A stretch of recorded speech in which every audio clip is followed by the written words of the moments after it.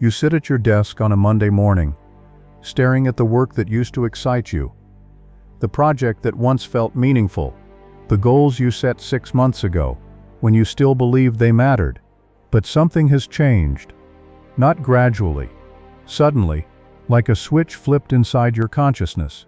You had an awakening, a breakthrough, a moment when the veil lifted and you saw reality with a clarity you'd never experienced. And it was beautiful, profound, exactly what you'd been seeking through years of meditation, therapy, spiritual practice. But no one warned you about what comes after. The motivation died. Not the motivation for one specific thing, but motivation itself. The engine that used to drive you toward achievement, success, becoming someone, it's just gone. You look at your ambitions like artifacts from someone else's life. You can intellectually remember why they mattered, but you can't feel it anymore. And beneath the confusion, there's a terrible question you're afraid to ask out loud. Did enlightenment break me? This is the phenomenon almost no one talks about. The dark side of awakening that the spiritual marketplace carefully avoids because it doesn't sell retreats or courses. The death of motivation that follows genuine spiritual breakthrough. The existential paralysis that descends when you've seen through the game but still have to live in the world. The void between who you were and who you're becoming, where nothing makes sense and everything feels pointless. But Carl Jung understood this phenomenon deeply. He mapped it, explained it, and most importantly, revealed why it's not a bug in your spiritual development, but the most essential feature. Why the death of motivation isn't something to fix or escape, but something to surrender to completely. In today's video, we'll explore the 5 stages of motivational death that accompany real awakening, why trying to resurrect your old drive only creates suffering, and what Jung discovered about the motivation that emerges on the other side of the void if you're brave enough to stay in the darkness long enough to let it come. Because here's what no one tells you. Spiritual awakening doesn't enhance your life. It destroys it, and that destruction is the entire point. Stage 1. The inflation before the fall. In the immediate aftermath of a spiritual breakthrough, most people experience what Jung called inflation. It's the ego's first response to encountering something vastly larger than itself. You've touched the infinite. You've experienced consciousness beyond your personal identity. You've seen through the constructed nature of reality, and for a brief, intoxicating period, the ego mistakes this experience for personal achievement. This is why people immediately after awakening often become insufferable. They're convinced they've figured it out, that they've achieved something others haven't, that they possess special knowledge or elevated consciousness. They speak in spiritual platitudes.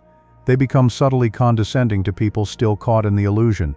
They might even start a YouTube channel or write a book about their enlightenment, convinced they're meant to teach what they've discovered. Jung understood that inflation is a necessary stage, but also a dangerous one. During inflation, motivation can actually intensify. You're driven to share your insights, to help others awaken, to restructure your entire life around your new understanding. You might quit your job, end relationships, make radical changes, all fueled by the certainty that you've finally seen the truth. I knew a man who had a profound awakening during a meditation retreat. For 3 months afterward, he was on fire with purpose. He left his corporate career to become a spiritual teacher. He started giving talks about non-duality. He was absolutely certain that his awakening was permanent, complete, and that he was meant to guide others. His energy was magnetic. His conviction was unshakable. But Jung would have recognized the signs immediately. This wasn't enlightened motivation. This was the ego, temporarily intoxicated by its encounter with the self, the transpersonal dimension of psyche, trying to claim ownership of an experience that actually revealed the ego's fundamental unreality. The inflation couldn't last because it was built on a misunderstanding. The ego was celebrating its own impending death. And then, as it always does, the inflation collapsed. My friend entered what Jung called the deflation phase, and with it came the first real encounter with motivational death. Because deflation isn't just coming down from a high.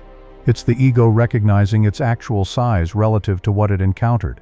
It's discovering that the awakening wasn't yours, wasn't personal, wasn't something you achieved or can control. And when that recognition hits, everything motivated by ego, which is almost everything, suddenly loses its gravitational pull. The inflation stage is seductive because motivation still exists. You're still driven, but it's a false motivation. Ego trying to metabolize a transpersonal experience into personal specialness. And the more intense the inflation, Jung observed, the more devastating the deflation that follows. Because what falls isn't just your inflated self-image, it's the entire structure of ego-driven meaning that your life was built upon. Stage 2. The Great Deflation, when nothing matters. The deflation hits like a psychological earthquake. One day you wake up and the meaning has drained out of everything. Your goals feel absurd. Your ambitions look like elaborate compensations for an emptiness you no longer need to fill because you've touched something infinitely more vast than any achievement could provide. The game you were playing, the game everyone is playing, suddenly looks ridiculous. This is where the real death of motivation begins. Not depression, though it can feel similar. Not laziness, though from the outside it might look identical. This is existential deflation, the ego shrinking to its actual proportions after briefly mistaking itself for God.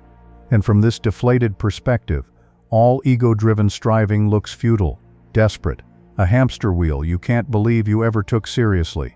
Jung wrote extensively about this stage because he watched so many of his patients experience it and mistook it for mental illness. But he recognized that deflation, though painful, serves a sacred function. It clears the ground. It burns away the false motivations that were rooted in ego's endless need to prove, achieve, become something other than what already is. The deflation stage is characterized by a profound "so what?" When you think about getting promoted, so what? When you imagine achieving your goals, so what? When you consider your 5-year plan, so what?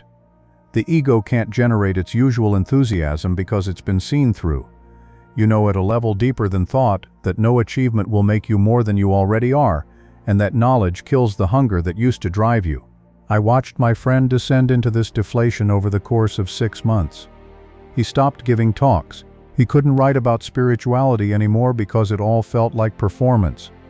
He looked at his plans to build a teaching career and felt nothing but a vague nausea. I don't know who that person was, he told me. The one who thought he had something to teach. I don't know what I was thinking. The dangerous part of deflation is that it feels like failure. It feels like you've regressed, lost something precious, broken something that was working. Friends and family, if they notice, will encourage you to get back on track, to rediscover your passion, to stop overthinking and just do something. But their advice misses the point entirely. You're not stuck. You're not broken. You're decomposing. Jung used alchemical metaphors to describe this process, and the most relevant is the nigredo, the blackening, where all the elements must be reduced to their prime matter before transformation can occur. Your motivation isn't missing. It's being burned down to its essence. The question isn't how to get it back. The question is whether you can tolerate the burning long enough for something new to emerge from the ashes. Most people can't.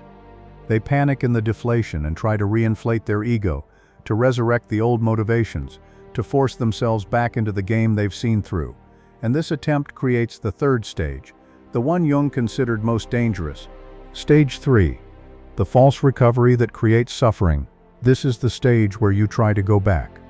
The deflation is too uncomfortable, the void too terrifying, the lack of motivation too socially unacceptable.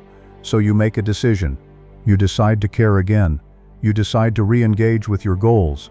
You decide to get motivated, through sheer force of will if necessary. And here's what Jung understood. You can do this. You can, through effort and discipline, resurrect the appearance of motivation.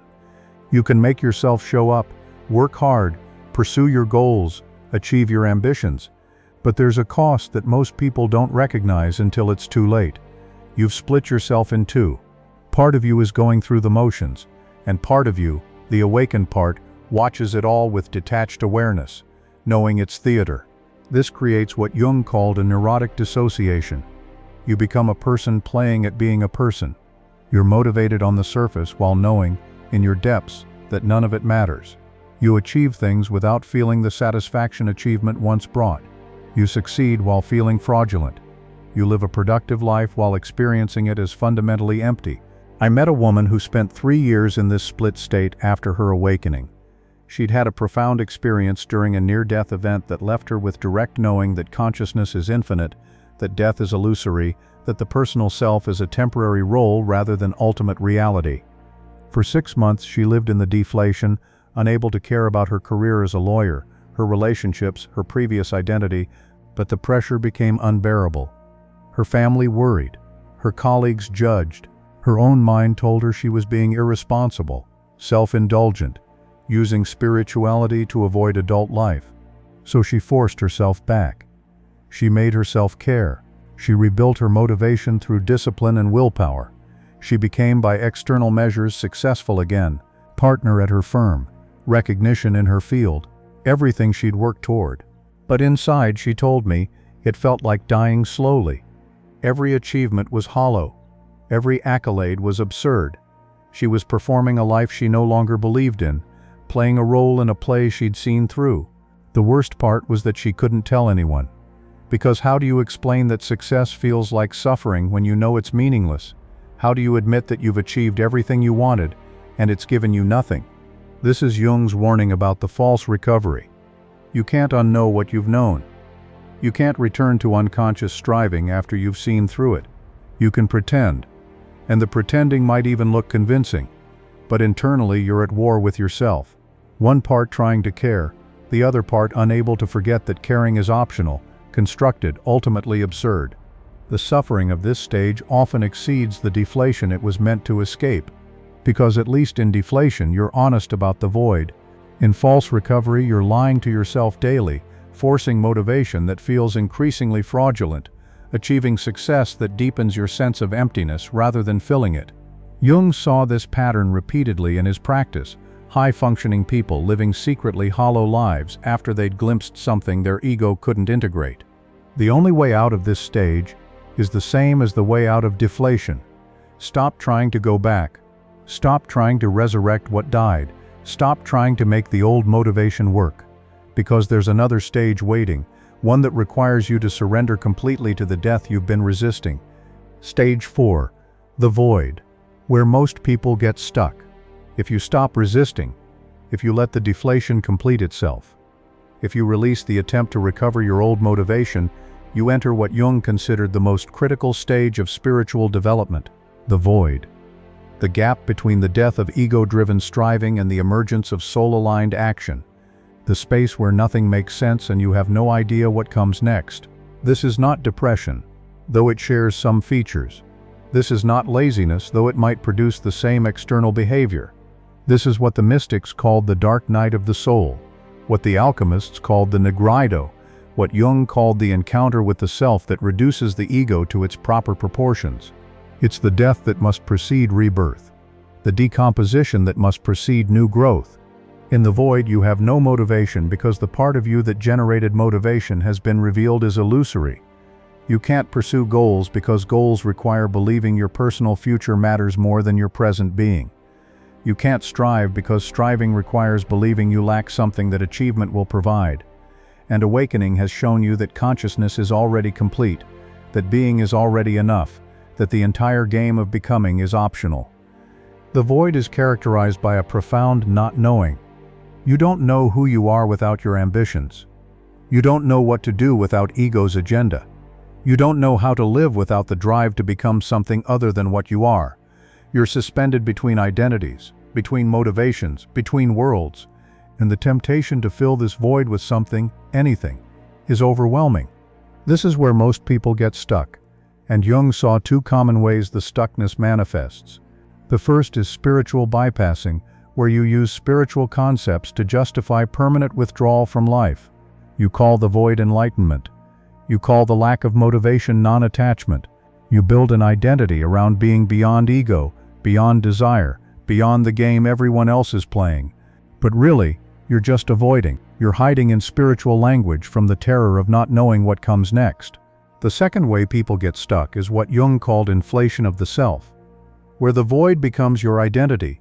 You become someone who's beyond motivation, beyond worldly concerns, beyond normal human engagement. You're special because you've seen through the illusion. You're elevated because you don't care about what others care about. This is ego again, just wearing different clothes, using spiritual awakening as a new way to feel superior rather than as an invitation to genuine transformation. I've watched people live in the void for years, even decades, calling it awakening, when really it's stagnation. They've correctly identified that ego-driven motivation is illusory, but they've incorrectly concluded that this means doing nothing, caring about nothing, engaging with nothing. They've mistaken the space between motivations for the destination. They've settled into the void as if it's home, when actually it's just a passage you must move through. Jung was clear about this. The void is necessary. You must pass through it. You must let the old motivation die completely without trying to resurrect it or replace it. But the void is not where you're meant to stay. It's the darkness before dawn, the silence before new sound emerges, the emptiness that creates space for something fundamentally different to be born. The question is not how to escape the void. The question is how to inhabit it consciously without collapsing into bypassing or inflation. How to be in the not knowing without filling it prematurely. How to tolerate the death of your old self without giving birth to a new spiritual ego. And Jung had very specific guidance about this, which leads to the final stage. If you're in the void right now, if you recognize yourself in this description, type the word void in the comments. Not as an admission of failure, but as a recognition of where you are. Because knowing you're in the void, naming it, is the first step toward moving through it consciously, and you're not alone. Thousands of people are in this stage right now, most of them thinking they're broken when actually they're exactly where they need to be. Stage 5. The transcendent function, and the motivation that emerges from being. This is where Jung's psychology becomes essential, because without understanding the transcendent function, you cannot understand what happens when you stay in the void long enough without trying to escape it. The transcendent function is the psyche's capacity to hold the tension between opposites until something new emerges that transcends both. In this case, the opposites are ego motivation, the drive to achieve, become, prove yourself, and awakened awareness that sees through all striving as ultimately futile. Most people collapse into one side or the other. They either return to ego motivation and split themselves, or they settle into the void and call it enlightenment. The transcendent function requires holding both truths simultaneously without collapsing into either. The way you hold this tension is through what Jung called active imagination, though it's not imagination in the usual sense. It's a practice of consciously dialoguing with the void, asking what wants to emerge, listening for the quiet voice beneath ego's noise, allowing images, insights, or directions to arise without forcing them or dismissing them. It's active because you're not passive, you're engaged. But it's imagination because what emerges comes from beyond your conscious will. My friend who went through the inflation and deflation spent 18 months in the void. 18 months of not knowing who he was or what he was supposed to do. 18 months of pressure from everyone to get his life together, to move forward, to stop wasting time. But instead of forcing it, he practiced what Jung recommended. He sat with the not knowing. He asked the void what wanted to emerge. He tolerated the discomfort without filling it. And slowly, something began to shift. Not through effort, not through decision, but through a gradual coalescence of direction that felt like it was coming through him rather than from him. He found himself drawn to work with men who'd experienced trauma, not to teach them spirituality but to help them process what they'd been through. The motivation that emerged wasn't ego's hunger for achievement. It was something quieter, steadier, rooted in service rather than significance. This is what Jung called enantiodromia, the emergence of the opposite from the extreme. When ego motivation has been completely exhausted, when you've stopped trying to become anything, a different kind of motivation emerges. It's not driven by lack. It's not compensating for inadequacy. It's not trying to prove anything. It's simply the natural expression of being aligned with something larger than personal will. Jung distinguished between these two radically different sources of action. Ego motivation comes from a sense of incompleteness, driving you to achieve in order to become whole. Soul motivation comes from already being whole, expressing itself through action that doesn't need anything to be different than it is. The first exhausts you because you're always striving toward a future that will supposedly complete you. The second energizes you because you're acting from fullness rather than lack. The woman who forced herself into false recovery eventually broke down completely. 3 years of living split, achieving while feeling empty, succeeding while knowing it meant nothing. It collapsed into what she called a complete dissolution. She couldn't maintain the performance anymore. She left her firm. She stopped trying to care. She entered the void she'd been avoiding for years. But this time, she didn't try to escape it. She stayed. She practiced active imagination. She asked what wanted to live through her, instead of what she wanted to achieve. And after a period she described as both terrifying and strangely peaceful, something emerged. She found herself teaching law students, not how to succeed, but how to maintain integrity in a profession that often rewards its absence. The motivation was entirely different from what had driven her before. She wasn't trying to prove anything. She was simply offering what she'd learned. This is the transcendent function in action. The new motivation that emerges isn't a compromise between ego drive and spiritual detachment. It's something genuinely new, synthesized from the tension between them. You're engaged with life but not attached to outcomes. You're motivated to create and contribute, but not to prove or become. You act with intention, but from being rather than becoming. Jung described this as the individuation process reaching a new level. You've integrated the awakening rather than being either inflated or destroyed by it. You can hold the paradox that from the absolute perspective, nothing matters and everything is already complete, while from the relative perspective, you're a human being with work to do and gifts to offer. And you don't have to choose between these perspectives. You live in both simultaneously. The motivation that emerges from the transcendent function has certain qualities that distinguish it from ego motivation. It doesn't waver based on external validation. It doesn't require constant effort to maintain. It doesn't exhaust you. It doesn't create internal conflict. It feels more like allowing than achieving, more like participation than control, more like being moved by life than moving through it. But here's the crucial part Jung emphasized. You cannot force this emergence. You cannot think your way into it. You cannot decide what the new motivation should be and then make it happen. The entire process requires surrender, patience, and trust that something knows better than your conscious mind what wants to be born through you. The transcendent function operates beyond ego's control, which is precisely why ego had to die for it to become accessible. This is where most spiritual teachings mislead people. They promise that awakening will make you more effective, more successful, more powerful. But Jung's understanding was different. Awakening doesn't enhance your personal power. It reveals that personal power was always a compensatory fantasy. What emerges instead is transpersonal power. Life moving through you when you stop trying to control it. Wisdom acting when you stop thinking you know. Contribution flowing when you stop trying to become important through contributing. So what is Jung really saying about spiritual awakening and motivation? After exploring these 5 stages, we can finally understand Jung's complete message. Spiritual awakening kills motivation because the one who was motivated, the ego, has been revealed as a construct.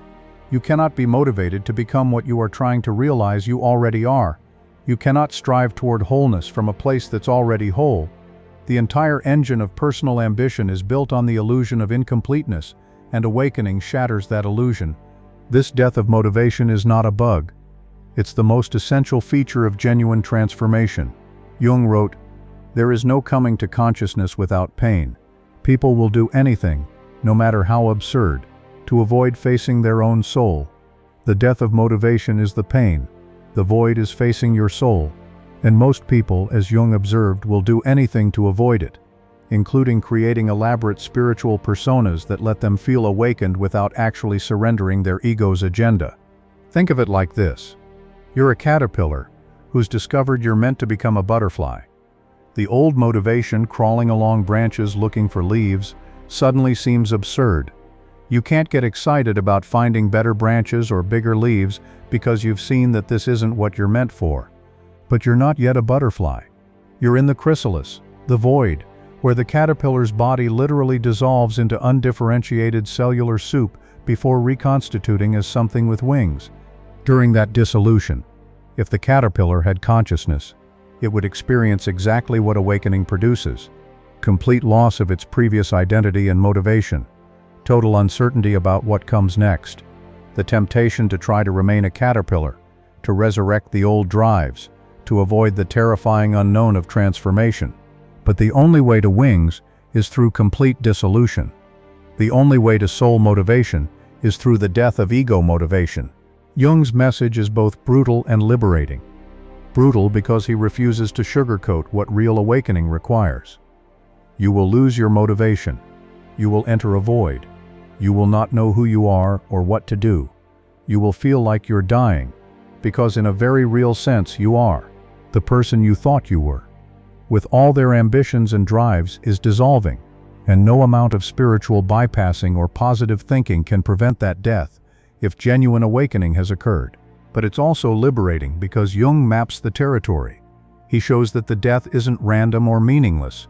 It's a documented stage in a process that, if completed, leads to something more authentic than anything ego could construct.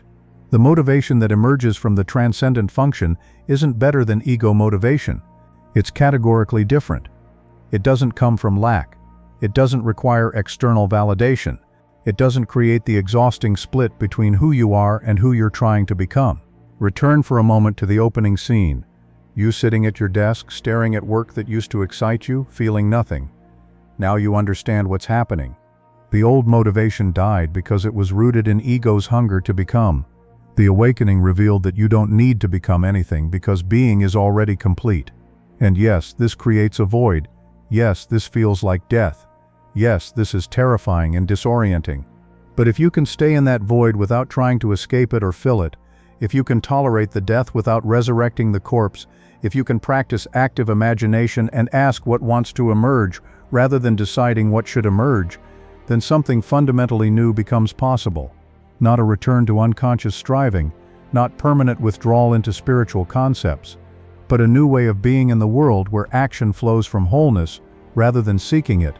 Jung would say the question isn't whether spiritual awakening should kill your motivation. If the awakening is real, it will. The question is whether you have the courage to let it die completely, to stay in the darkness long enough for your eyes to adjust, to trust that something knows what it's doing, even when your conscious mind has no idea. The death of motivation isn't the problem. Trying to prevent it, trying to resurrect it, trying to bypass it, that's where the real suffering begins. Because in the end, Jung discovered what mystics across traditions have always known. The ego must die for the soul to live. Personal will must dissolve for transpersonal wisdom to emerge. The motivation rooted in becoming must be sacrificed for the motivation rooted in being, and that sacrifice, though it feels like losing everything, is actually the only path to discovering what you actually are beneath all the striving. So if your spiritual awakening has killed your motivation, if you're sitting in the void wondering if you're broken, hear this: you're not broken. You're exactly where the process requires you to be. The death is real. The void is necessary. And on the other side, if you can bear to stay in the darkness long enough, is a way of being in the world that doesn't exhaust you, doesn't split you, doesn't require you to be at war with what is. A motivation that comes from so deep that calling it yours would be a misunderstanding. It's life itself, moving through you when you finally stop trying to control it. If this video has helped you understand what's happening to you, if you recognize the stages and see where you are in the process, share it with someone else who might be in the void thinking they're alone. And if you've been through this death and emerged with new motivation, describe in the comments what helped you stay in the darkness without running. Your experience might be exactly what someone else needs to hear to keep going. Subscribe, because we're continuing to explore what Jung understood about the journey of consciousness, the stages no one talks about, the deaths that must precede birth, the dissolution that makes transformation possible, the narrow path between spiritual bypassing and unconscious living, the way through, not around, the darkest parts of awakening,